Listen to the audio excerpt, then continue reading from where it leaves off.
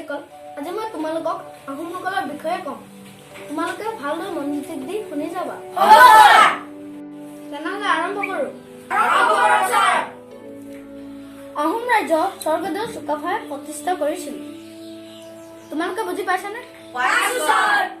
তাৰ পিছত আহোমসকলে অসমত 600 বছৰ ৰাজত্ব কৰিছিল। বুজি পাইছানে?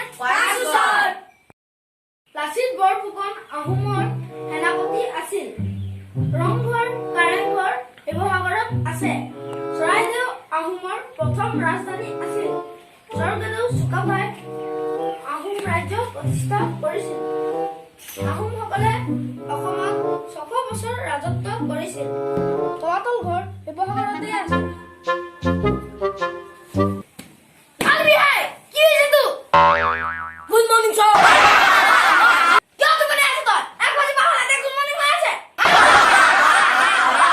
ছাৰ, বহুত দিনৰ মূৰত স্কুল আহিছো, টোপনিটো ধৰিছে, দি দিছো।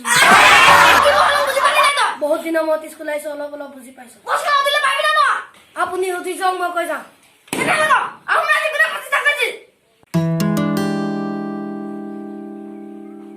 স্বৰ্গদেৱে চুবাই খায়।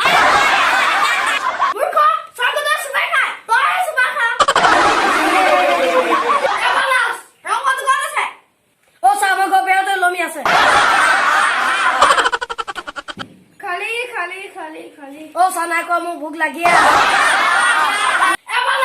এই প্ৰশ্নটো যদি তই উত্তৰ দিব পাৰ, তোক মই গাহৰি মাংস একেই খাওঁ। একেই খাওঁ।